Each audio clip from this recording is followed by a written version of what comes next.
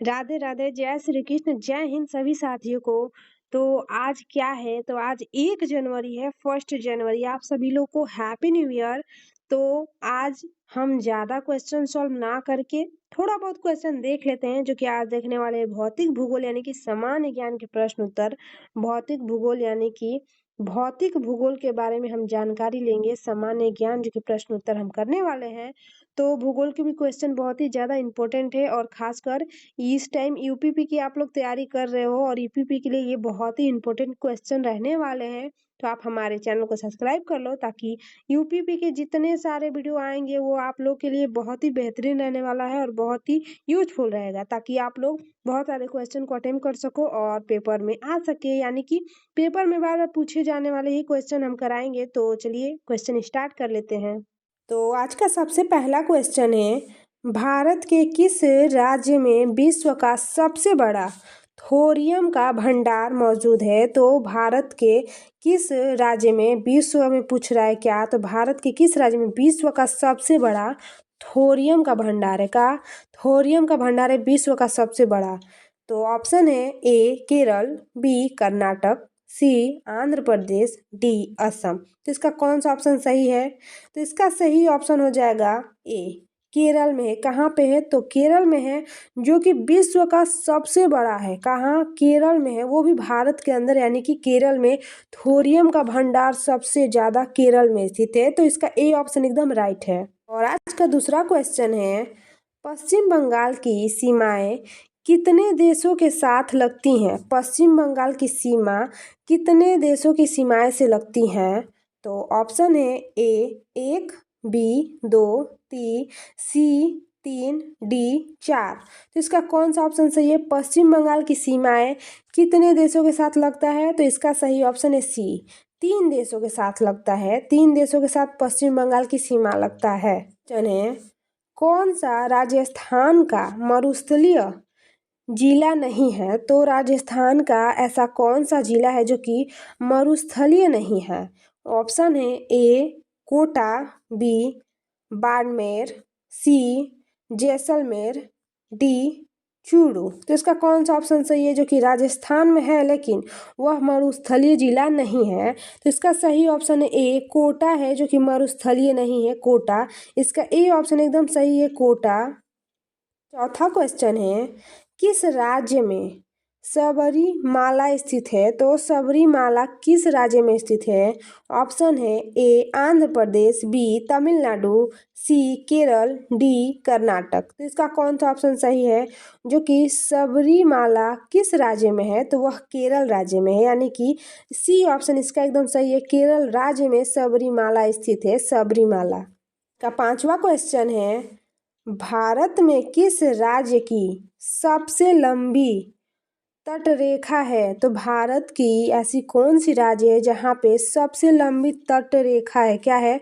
तटरेखा है। तो ऑप्शन है ए महाराष्ट्र, बी आंध्र प्रदेश, सी तमिलनाडु, डी गुजरात। तो इसका सही ऑप्शन हो जाएगा, जो कि सबसे लंबी तटरेखा कहाँ है भारत में? तो गुजरात राज्य में है। कहाँ पे है? तो गुजरात राज्य में है। इसका डी ऑप्शन एकदम सही है। और अगला क्वेश्चन है, भारत में जैव विविधता की दृष्टि से घनी स्थान है तो कौन सा है? ये टाइपिंग में थोड़ा सा मिस्टेक है, घनी स्थान है तो वह कौन सा है? और एक और बात, अगर हम सारे क्वेश्चन का आंसर बता दे रहे हैं, इसका मतलब ये नहीं कि आप लोग को अपने मन से नहीं करना है। आप लोग सारे क्वेश्चन सबसे पहले कमेंट में बताना कि कौन से क्वेश्चन का कौन सा ऑप्शन सही है। मैं सारे क्वेश्चन यानी कि सारे आप सभी लोग का कमेंट में चेक करूँगी। तो इसका कौन सा ऑप्शन है? तो ए है पश्चिम घाट, बी पूर्वी घाट, सी थार रेगिस्तान, डी बंगला की खाड़ी। तो इसका कौन सा ऑप्शन सही है? तो इसका सही ऑप्शन है ए पश्चिम घाट। क्या है? तो पश्चिमी घाट है, जो कि भारत में जैव विविधता की दृष्टि से सबसे घनी है। अगला क्वेश्चन है, भारत का कौन सा राज्य 3 ओर बंगाल देश से घिरा हुआ है? तो बांग्लादेश से कौन सा ऐसा राज्य है जो 3 ओर से घिरा हुआ है? तो ऑप्शन है ए त्रिपुरा, बी मिजोरम, सी मेघालय, डी नागालैंड। तो इसका कौन सा ऑप्शन सही है? इसका सही ऑप्शन हो जाएगा ए। त्रिपुरा है जो कि भारत में राज्यों 3 ओर से बांग्लादेश से घिरा हुआ है। बांग्लादेश से यह 3 ओर से घिरा हुआ है त्रिपुरा। इसका ए ऑप्शन एकदम राइट है। क्वेश्चन है, भारत में चंदन की लकड़ी के लिए प्रसिद्ध राज्य, यानी कि चंदन की लकड़ी के लिए ऐसा कौन सा राज्य है जो कि प्रसिद्ध है? तो ऑप्शन है ए असम, बी केरल, सी कर्नाटक, डी पश्चिम बंगाल। तो इसका सही ऑप्शन हो जाएगा कर्नाटक। कर्नाटक क्या है? तो चंदन की लकड़ियों के लिए बहुत ही ज़्यादा प्रसिद्ध है भारत में, कर्नाटक में, यानी कि सबसे ज़्यादा चंदन की लकड़ियाँ पाई जाती हैं। क्वेश्चन है, सिंह, जिराफ, बाइसन जैसे जानवर डैश वन में मुख्यतः पाए जाते हैं, यानी कि कौन से वन में पाए जाते हैं? यह जानवर जो है यह कौन से वन में पाए जाते हैं?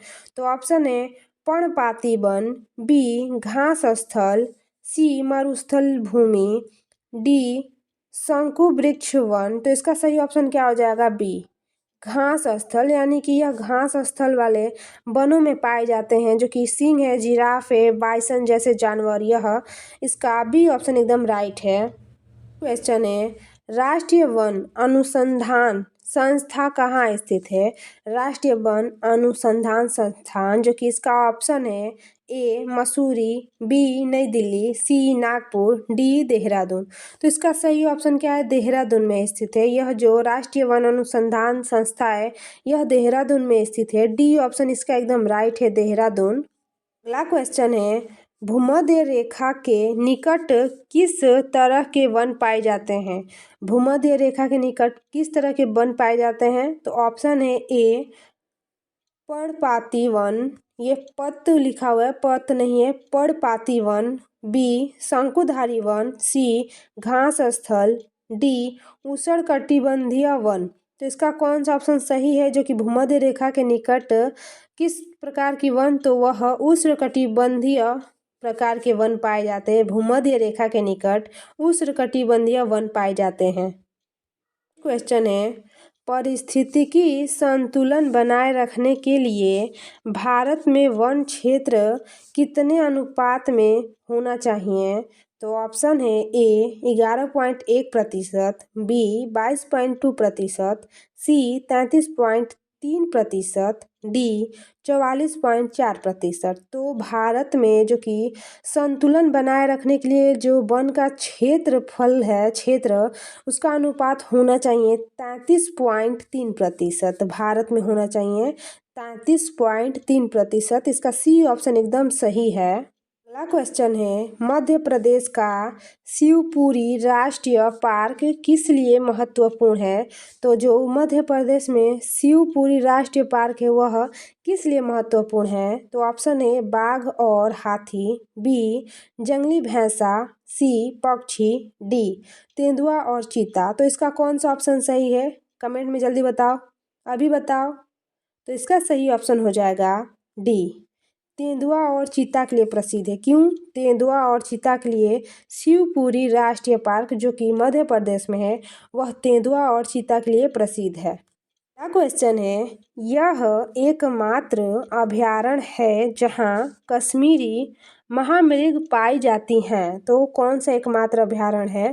तो ऑप्शन है ए कान्हा, बी दाजीग्राम, सी गिर, डी मृदुलाई। तो इसका सही ऑप्शन हो जाएगा बी जो कि दाची ग्राम है। क्या है? तो दाची ग्राम में ही एकमात्र अभयारण्य है जहाँ पे कश्मीरी महामृग पाई जाती है। कौन सी? तो कश्मीरी महामृग पाई जाती हैं दाची ग्राम में। क्वेश्चन है, कुगटी वन्य पशु विहार किस राज्य में है? जो कि कुटगी वन्य पशु विहार किस राज्य में है? तो ऑप्शन है ए महाराष्ट्र, बी जम्मू और कश्मीर, सी हिमाचल प्रदेश, डी उत्तराखंड। तो इसका कौन सा ऑप्शन सही है जो कि कुटगिरी वन्य पशु विहार हिमाचल प्रदेश में स्थित है? कहाँ पे? हिमाचल प्रदेश में। इसका सी ऑप्शन एकदम सही है। यह कुटगिरी वन्य पशु विहार वह हिमाचल प्रदेश में स्थित है। साइलेंट वैली में दुर्लभ और नष्ट प्राय पशु कौन सा है? तो साइलेंट वैली है, वहाँ पे कौन सा दुर्लभ और नष्ट प्राय पशु कौन सा है? तो ऑप्शन है ए कस्तूरी मृग, बी चीता, सी शेर की पूंछ जैसा मेकाक्यू और अगला है डी गैंडा। तो इसका सही ऑप्शन हो जाएगा सी, जो कि शेर की पूंछ जैसा मेकाक्यू है। यह साइलेंट वैली में दुर्लभ और नष्ट यानी कि प्रायः पशु है। इसका सी ऑप्शन एकदम सही है। क्वेश्चन है, नागरहोल नेशनल पार्क किस राज्य में स्थित है? Nagarhole national park. ऑप्शन है ए मध्य प्रदेश, बी कर्नाटक, सी ओडिशा, डी राजस्थान। तो इसका सही ऑप्शन क्या है? कर्नाटक है। इसका बी ऑप्शन एकदम राइट है, कर्नाटक में है। नागरहोल नेशनल पार्क कर्नाटक में स्थित है। क्वेश्चन है, भरतपुर पक्षी अभयारण्य किस राज्य में स्थित है? भरतपुर पक्षी अभयारण्य। ऑप्शन है ए कर्नाटक, बी ओडिशा, सी केरल, डी राजस्थान। तो यह डी है, यानी कि राजस्थान में भरतपुर पक्षी अभयारण्य है। भरतपुर यह राजस्थान में स्थित है। क्वेश्चन है, सुंदरवन के जंगल को क्या कहा जाता है? जो सुंदरवन है ना, वह जंगल को क्या कहा जाता है? ऑप्शन है ए गुल्म स्क्रब जंगल, बी मैंग्रोव, सी पर्णपाती जंगल, डी टुंडा। तो इसका ऑप्शन सही हो जाएगा बी। क्या? तो मैंग्रोव कहा जाता है। जो सुंदरवन के जंगल है ना, उसे मैंग्रोव कहा जाता है। इसका बी ऑप्शन एकदम सही है। भारतीय वन जीव संस्था स्थित है। जो कि भारतीय वन जीव है, वह संस्था स्थित है कहाँ पे? ऑप्शन है ए नई दिल्ली, बी शिमला, सी देहरादून, डी भोपाल। तो इसका सही ऑप्शन हो जाएगा देहरादून, सी। भारतीय वन जीव संस्था देहरादून में स्थित है। सी ऑप्शन इसका एकदम राइट है। स्वच्छ जल समुदाय में लैक्टिक आवास कहाँ उदाहरण है? तो जो यह आवास है, यह कहाँ का उदाहरण है? तो ऑप्शन है ए तालाब और दलदल, बी झरना और नदी, सी तालाब और नदी, डी कोई नहीं। तो इसका ए ऑप्शन सही है, जो कि तालाब और दलदल है, जो कि स्वच्छ जल समुदाय में लैक्टिक आवास का एक उदाहरण है, तालाब और दलदल। इसका ए ऑप्शन एकदम राइट है। गंगा डेल्टा के मैंग्रोव वनों को क्या कहा जाता है? जो गंगा डेल्टा के मैंग्रोव वन है ना, उसे क्या कहा जाता है? ऑप्शन है मानसून वन, बी सुंदर वन, सी सदाबहार वन, डी गुल्म वन वनस्पति। तो इसका सही ऑप्शन हो जाएगा सुंदरवन। क्या? तो सुंदरवन डेल्टा यानी कि सुंदरवन को ही मैंग्रोव कहा जाता है, और मैंग्रोव जहाँ भी आए वह सुंदरवन से ही कनेक्टेड रहता है। इसका बी ऑप्शन एकदम राइट है। भारत में सबसे अधिक कौन सी मिट्टी पाई जाती है? भारत में सबसे पाई जाने वाली अधिक मिट्टी। ऑप्शन है ए लेटेराइट, बी काली मिट्टी, सी जलोढ़ मिट्टी, डी पंख। तो इसका सही ऑप्शन हो जाएगा जलोढ़, सी। यानी कि जलोढ़ मिट्टी जो कि है भारत में सबसे अधिक पाई जाती है, जलोढ़ मिट्टी। कपास उगाने के लिए कौन सी मिट्टी उपयुक्त होती है? कपास के लिए कौन सी मिट्टी उपयुक्त होती है? ऑप्शन है ए रेतीली मिट्टी, बी चिकनी मिट्टी, सी काली मिट्टी, डी दोमट मिट्टी। तो इसका सही ऑप्शन हो जाएगा सी काली मिट्टी, जो कि कपास उगाने के लिए सबसे ज़्यादा काली मिट्टी के उपयोग होना जरूरी है, यानी कि उपयुक्त काली मिट्टी में ही कपास का उगाया जाता है। इसका सी ऑप्शन एकदम राइट है। अगला क्वेश्चन है, ऊंचे क्षेत्रों में लेटेराइट मृदा की रचना होती है? ऊंचे क्षेत्र में होती है। तो ऑप्शन है ए झाड़ी, बी लवणीय, सी अम्लीय, डी संतुलित। तो इसका ऑप्शन सही हो जाएगा सी अम्लीय। क्या है कि ऊंचे क्षेत्रों में लेटेराइट मृदा की रचना जो कि अम्लीय होती है। इसका सी ऑप्शन एकदम राइट है। सो फ्रेंड, हम आज के क्वेश्चन को केवल 25 ही रहने देते हैं, क्योंकि आज 1 जनवरी है। तो आप लोग ज़्यादा लंबा वीडियो देखोगे नहीं, ज़्यादा क्वेश्चन देखोगे नहीं।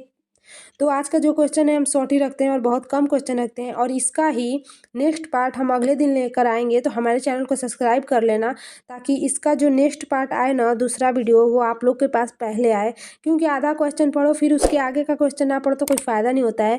तो आप लोग सब्सक्राइब कर लेना, ताकि क्वेश्चन आ सके आप लोग के पास और वीडियो आप लोग देख सको। तो चलिए आज के लिए इतना ही, और थैंक यू सो मच। जय हिंद, जय भारत।